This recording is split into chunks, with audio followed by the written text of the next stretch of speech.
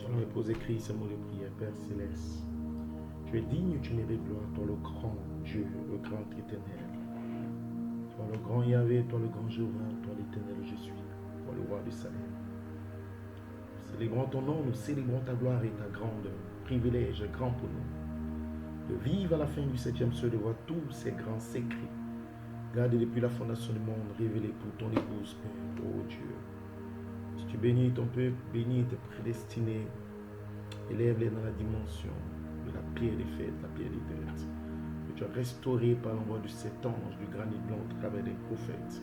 Que tu as ramené en 3 phases pour l'épouse, Père, afin que la troisième phase se connecte à l'ordre de Melchizedek pour nous, Père. Bénis cet exposé pour tes élus dans le nom puissant du Seigneur Jésus-Christ. Amen. Que Dieu vous bénisse richement. Précieux frères et sœurs, que sa grâce et sa miséricorde se répandent sur vous. Nous avons cette grande série sur l'immortalité, la plénitude des temps, la dispensation. Et nous voulons traiter spécialement cette série pour bénir les enfants de Dieu, pour assister les enfants de Dieu. L'enseignement place l'homme côté, position. La Bible dit, nous prêchons 1 Corinthiens 2, cette sagesse mystérieuse, c'est caché, que Dieu a caché et révélé pour la glorification des fils. Une sagesse glorieuse, mystérieuse et cachée. Ainsi, l'enseignement surnaturel du 3e pull place les fils attributs en position, combattent pour la foi, pour combattre l'ennemi, pour se tenir dans une position glorieuse dans l'âge final, l'âge de la pierre des fêtes, l'âge de la pierre des têtes, et pour se préparer pour l'enlèvement. Et elle ajoutera toutes les vertus, l'introduction des vertus par révélation des mystères cachés, ce qui est son vêtement de noces. C'est que Dieu vous bénisse richement. Cette série sera très spéciale, une grande bénédiction. Brebis, pasteur, le corps de Christ, nous nous édifions nous-mêmes, nous exhortons les uns les autres, afin de parvenir à la stature de Christ, la perfection du Fils de Dieu à l'état de mûr, parfait, achevé. Ainsi, nous voulons traiter un point très important concernant la plénitude des temps, l'immortalité, concernant l'incorruptibilité, la corruption. Ici, nous voulons parler de la chute par l'hybridation. La chute par l'hybridation. La restauration par la sémence originelle. Et l'hybridation est un mystère révélé par le 7e ange, Malachie 4, est le seul messager qui, à la fin des temps, par la voix d'Élohim, a accédé au secret de Dieu concernant l'hybridation, la condition de l'Éden avant la chute, la condition de l'Éden après la chute, la sortie de l'Éden et la reproduction dans l'état de corruption, de perversion, dans l'état de mort. Donc la forme de vie appelée la mort, dans cette maison de pestiféré, de léproserie, dans cette maison de mort dans laquelle nous sommes présentement, dans ce corps hybride. Et nous voulons étudier cela, l'hybridation. Dans notre étude, nous voulons le connecter à la puissance, le grand pouvoir du raisonnement. Vous allez finalement comprendre, Église, pasteurs et frères et sœurs. Pour le moment, chacun se demande, nous avons un glorieux message. Les tonnerres sont révélés, les anges sont venus de l'éternité. Tellement de mystères, Dieu nous a bénis, la grande puissance de Dieu a frappé la terre. Pourquoi avec ces brochures, ce message, j'arrive pas à vivre la parole? Pourquoi j'ai tant de soucis? Pourquoi les choses n'avancent pas dans ma vie et toutes ces choses? Pourquoi la puissance de Dieu ne se libère pas? Et voilà pourquoi cet enseignement est important pour comprendre comment la puissance de Dieu a été libérée au travers d'Adam. Et pourquoi, au travers de ce corps hybride et au travers de l'hybridation, par le raisonnement d'Ève, nous avons chuté dans une forme de vie appelée la mort. Le jour où tu mangeras, tu mourras. Et nous avons besoin de revenir dans la condition de l'Éden, d'être restaurés. Raison pour laquelle il y a un triple mystère de Dieu qui nous restaure dans la condition de l'Éden. Nous bénissons Dieu. Si la Bible nous révèle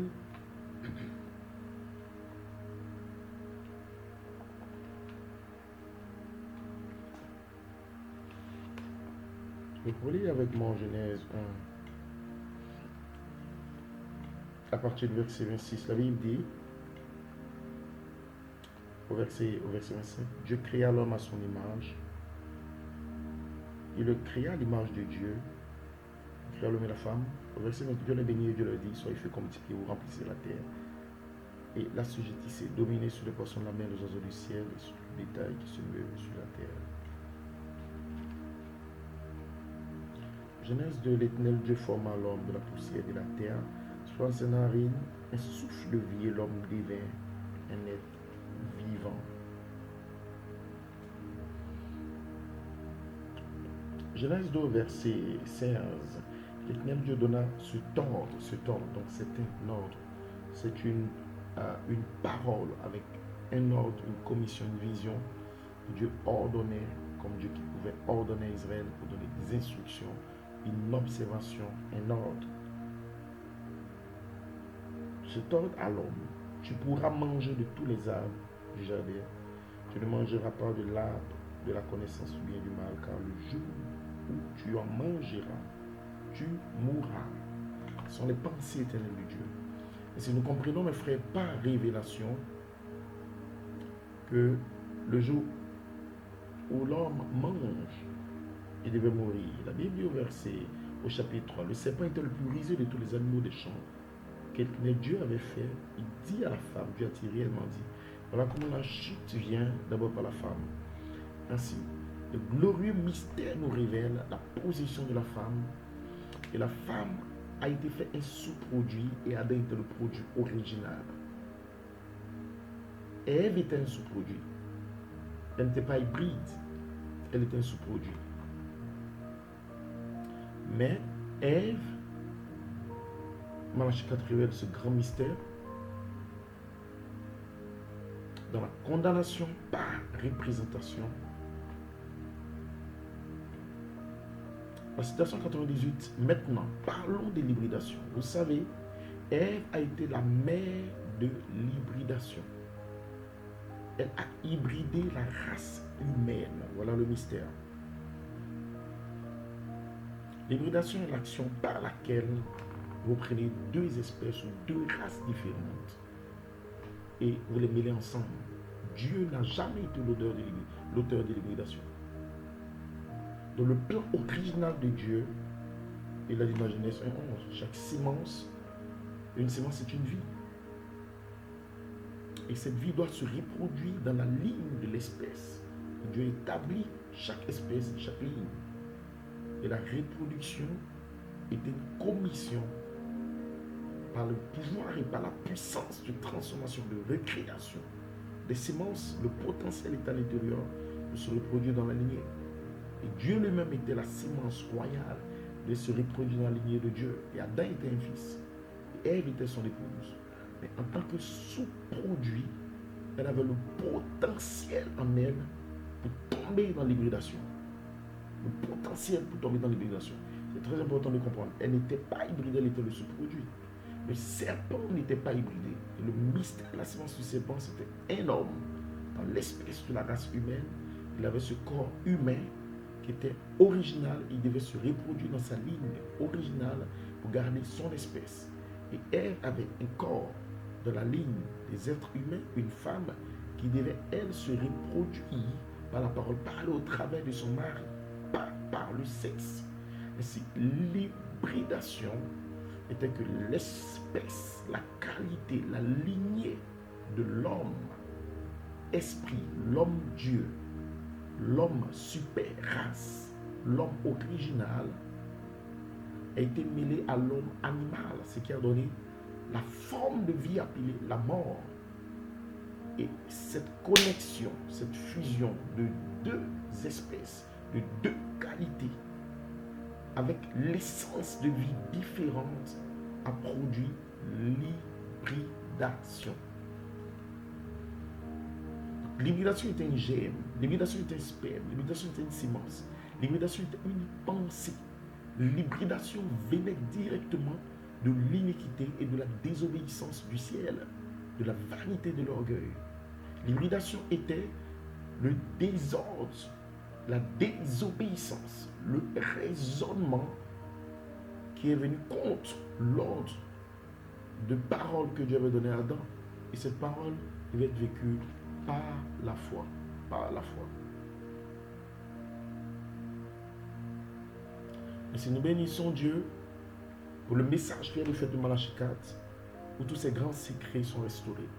Et c'est la raison pour laquelle tu as toutes ces situations, la raison pour laquelle tu peux vivre des choses difficiles dans ta marche, des choses difficiles dans ta vie, la raison pour laquelle il y a les fruits de l'esprit, de la chair qui sont l'impudicité, l'orgueil, la vanité, les jalousies, la raison pour laquelle il y a des batailles et des luttes pour la foi et la désobéissance et la chute, et dans la marche des chrétiens, entre les hommes de Dieu, entre les églises et toute la nation, toute la terre est dans ce chaos. La raison en est ce que Ève était la mère de l'hybridation. Il y a eu de la l'hybridation. L'hybridation en réalité vient d'où?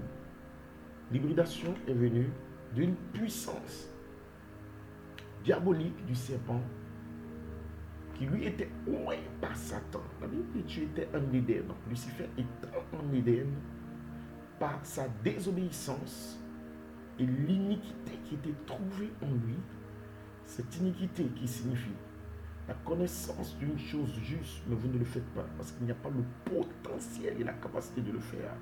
Et Lucifer connaissait la voix de Dieu, il a désobéi par iniquité en lui, ce qui a produit la nature orgueilleuse, qui signifie s'élever au-dessus des lois et de ce qu'on appelle Dieu. Ce Lucifer descend et où est les pensées du serpent? Le serpent, dans le mystère du serpent, était rendu en erreur. C'est un homme qui était censé, dans la commission de son espèce, se reproduire dans la ligne de son espèce avec sa femelle. Il était loin, parce que potentiellement il avait la place pour la vie, pour une arme, Maha. Donc le serpent avait un potentiel pour être séduit par Lucifer. Ève avait aussi un potentiel en tant que sous-produit. Voilà comment l'attraction s'est faite pour que Ève devienne la mère de l'hybridation. Ce mystère était dans les pensées d'Élohim qui devait être révélé pour nous à la fin du 7e siècle. L'hybridation était d'abord potentielle. Le serpent pouvait potentiellement être séduit par Lucifer et potentiellement apporter une hybridation. Venant par l'homme serpent, c'était une hybridation de la race animale avec Ève, produit Caïn, un géant, intelligent, religieux, une église. Et de l'autre côté, Ève devient la mère porteuse des corps hybrides. Et ces corps hybrides, c'est ce que Dieu appelle le jour où tu en mangeras, tu mourras. En d'autres termes, tu auras des corps limités à retourner dans la poussière. Ce sont les corps de la mort. Et l'apôtre Paul, le message de l'ange a dit, qui me dérivera du corps de la mort? Donc la mort est un corps. Et le contraire de la mort, c'est la vie. Donc la vie qu'Adam et Ève avaient était un corps, un type de corps. Il y a dans le livre de la théophanie, il avait ce corps amorphe, la capacité d'être connecté à la grande fontaine d'amour, à Elohim, et de régner, de dominer par la puissance du vêtement de Christ, l'autorité du livre. Mais l'hybridation a fait que ce corps, ce livre, est retourné à Dieu et nous a placés dans cette chambre. Donc la raison de toute ton incapacité, de tes erreurs, de tes fautes, la raison, la but pour laquelle le ministère et toute cette situation que nous traversons sur la terre, c'est l'hybridation. Et c'est très important de comprendre le mystère de l'hybridation et comment il vient. Comment cette hybridation est venue à Ève? Cette hybridation est venue à Ève par la puissance du raisonnement. Et quand Dieu a créé l'homme, il a créé avec un sens de raisonnement dans son esprit. L'hybridation apporte le désordre, l'hybridation apporte la mort, l'hybridation apporte la corruption. Et le seul moyen pour nous de revenir à l'ordre, à l'incorruptibilité, à la foi, au corps original, véritable. Ce type de corps dans lequel Elohim peut exprimer la gloire de son être. C'est qu'il doit avoir une rédemption du corps. Et la seule manière de revenir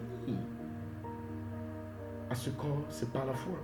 Et si Malachi 4 révèle dans les 7 sceaux que les 7 tonneaux donnent la foi venant de ce qu'on entend, et ce qu'on entend venant des tonnerres, la parole inspirée, révélée d'Elohim. Et si la foi est une puissance, la foi est une révélation, la foi est une substance, la foi est une expression d'Elohim, de son être, de sa vie, exprimée dans un peuple, pour détruire la puissance du raisonnement et pour réclamer le corps dans l'état originel, ce qui permettra à Elohim d'exprimer sa gloire dans ses fils et de continuer l'ordre de la reproduction par la parole parlée. Voilà le but du message de l'étonnel. Donc la raison pour laquelle tu as souvent des batailles d'esprit, la raison pour laquelle il y a la désobéissance, la raison pour laquelle il y a des luttes, tu n'arrives pas à prier, tu n'arrives pas à obéir à la parole correctement, c'est parce que tu es dans un corps hybride. Et la puissance du raisonnement en toi peut être encore vivante. Et ce raisonnement est un pouvoir. C'est par ce pouvoir que le serpent a séduit Ève. Malachi 4 révèle donc condamnation à représentation le 13 novembre 1960 à la citation 152. Alors Ève a introduit sa théologie. Elle et Adam y ont essayé de plaider l'un l'autre et de rejeter la responsabilité de faire retomber la faute sur celui qui est en dessous, comme dit là, mais la femme que tu m'as donnée, le serpent m'a séduite. Le serpent m'a séduite. Il ne lui a jamais donné une pomme pour la séduire. Vous voyez, n'importe qui devrait par simple raisonnement savoir que le serpent m'a séduite a fait quelque chose de déshonorant. Dieu maudit cette chose-là si bien qu'on ne peut pas le trouver sur ces os du serpent qui ressemble à celui de l'homme. Ils ne le trouveront jamais. Ils sont simplement insensés de creuser partout. C'est tout. Le secret de Dieu est en lui, c'est vrai. Le pays était plein de géants. Ainsi, mes frères et sœurs, le serpent m'a séduit. Mais comment cette séduction est venue? La chose était tellement terrible que Dieu a dû modifier. Et donc, la modification génétique du corps du serpent était le jugement de la séduction. Et donc, ce corps avait commis un acte. Et l'expression de l'incrédulité du raisonnement venant par le serpent est reliée directement à une modification génétique du corps. Cela veut dire que quand vous revenez à la foi véritable, cela doit modifier à un moment donné dans la rédemption du corps, ce corps dans lequel nous sommes. Malachi 4 nous donne exactement la raison et nous explique dans la plus grande bataille jamais livrée. Malachi 4 nous dit, nous avons ce sens de raisonnement. Il dit, la bataille fait rage quand Ève a ouvert sa pensée pour écouter son raisonnement. C'est par ce conduit-là qu'il a entré. Donc, Lucifer, un esprit oint le serpent. Lucifer, un esprit oint le serpent. Comment Lucifer accède à Ève et à ses pensées? Comment? Par la puissance du raisonnement. Dans le fondement fondamental de la foi, Malachi 4 explique que par le pouvoir du raisonnement, ils sont tombés. Le raisonnement est la chose qui était l'arme fatale de Lucifer. Et c'est l'arme fatale aujourd'hui. Et c'est quand Dieu parle à son peuple Israël, sans le Saint-Esprit, quand vous prenez le tournant, mais chaque fois que Dieu parle à Israël, il exige à son peuple qui n'a pas le Saint-Esprit, il leur dit d'obéir à sa voix.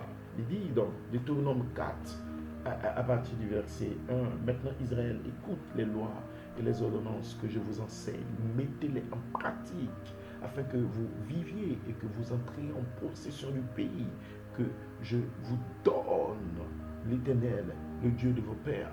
Ainsi, vous n'ajouterez rien à ce que je vous prescris, vous n'en retrancherez rien, mais vous observerez les commandements de l'Éternel, votre Dieu, tels que je vous les ai prescrits. Ainsi, Dieu exigeait l'obéissance, même quand ces gens étaient dans l'Ancien Testament sans le Saint-Esprit. Apocalypse, n'ajoutez rien, ne retrenchez rien. Abraham, quand Dieu l'appelle, il lui dit, sors de ta patrie, va, je te montrerai un pays, par la foi, par la foi.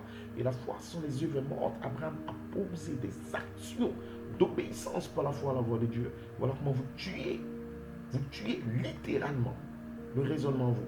Si vous croyez ce message, si vous croyez cette Bible, si vous êtes dans l'inspiration des tonnerres et que vous n'avez pas des actions de foi, de justice, des œuvres qui accompagnent votre révélation, alors Lucifer vous détruira par le raisonnement. Il faut une action de foi dans la sainteté, la sanctification de la bouche, des pensées, la sanctification des actions. L'impureté doit être stoppée. Le sexe, la souillure, la masturbation et l'impureté de la télévision, de Facebook, l'impureté dans les pensées. Il faut des actions de mesure, de méditation, de prière, de consécration. Frère, la foi en action est une révélation des pensées de Dieu qui sont mises en pratique. Et dans la pratique, vous mourrez à vous-même pour prendre votre croix. Vous rentrez dans le travail d'armes et dans les souffrances de Christ. Et voilà pourquoi beaucoup de nos frères et sœurs dans l'inspiration sont rétrogrades. Ils doivent mourir, pourrir au raisonnement. Le raisonnement vous dira, oui, ton nom est dans le livre, tu peux vivre comme un démon. Ton nom est dans le livre, oui, tu n'as pas besoin de prier, méditer. Le raisonnement te dira, tu es fatigué, ne lis pas la Bible. Le raisonnement te dira, ne paye pas ta dîme, tes offrandes et tout. Et la malédiction arrête de suivre quand vous ne le faites pas. Le raisonnement te dira, tu n'as pas besoin de venir aux réunions. Le raisonnement te dira, regarde ce que tel a fait, regarde ce que tel homme de Dieu a fait. Alors, les commérages, les calomnies, les critiques, les fruits de l'esprit, le raisonnement te dira, lui, ta chair est attirée vers cette femme. Alors, la puissance du raisonnement connecté à votre corps, hybride, agit puissamment. Et voilà pourquoi, dans les églises, dans le message, même parmi les serviteurs de Dieu, ça vit comme des démons, c'est l'impurité, c'est la haine, c'est l'orgueil, c'est tout sortes de folie. Pourquoi? Parce qu'ils doivent prendre la parole. Comment le jugez-vous? De la manière dont il se tient dans la pratique stricte des préceptes et des commandements de Dieu. Et Jésus a dit, vous êtes heureux, vous que vous le pratiquez. Matthieu 7, un homme qui construit sa maison et qui entend la parole, qui n'écoute pas, c'est du sale mouvement. Sa maison s'écroule, mais quand il écoute, qu'il obéit à la parole de Dieu, ce que Dieu veut, c'est votre obéissance, votre pratique. Et voilà comment ce raisonnement meurt. Le raisonnement est relié directement à l'hybridation. C'est par la puissance du raisonnement que Ève est tombée. Elle a hybridé toute la chose. Et par la puissance de cette tonnerre qui donnera la foi, la révélation, l'autorité, l'onction, l'épouse, par le baptême du Saint-Esprit, par la nouvelle naissance, la nouvelle création, sortira de tout ce qui est hybridation pour l'âme. Elle aura la rédemption de l'âme, la résurrection de l'âme par cette voie vivante, cet esprit. Ensuite, cette épouse s'élèvera pour réclamer ce corps par la puissance du baptême de feu, de la charité. L'esprit qui a ramené Jésus dans les morts vivifiera ce corps. Il sortira ce corps de l'hybridation. Et voilà comment les corps seront rachetés pour revenir dans la condition de l'Éden. Si vous ne pouvez pas venir en Éden, si vous ne savez pas la forme de vie avant la chute et la forme de vie après la chute, et qu'est-ce qui a causé la chute? Et comment, dans un processus de foi, dans le message, nous sommes en train de retourner chaque jour de votre vie. Vous avez une action pour retourner.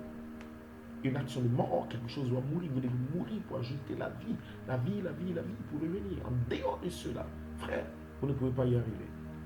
Mais parce que votre nom est dans le livre que Dieu vous a prédestiné, la sémence en vous pourra prendre la parole, mourir et tuer le raisonnement et tous les sens pour revenir à la foi, la personne de Christ formée en vous, pour revenir à la vie originelle. Ainsi que Elohim vous bénisse et que chaque esprit, chaque puissance et libération s'éloigne de vous dans cette saison d'immortalité. Shalom, God bless you.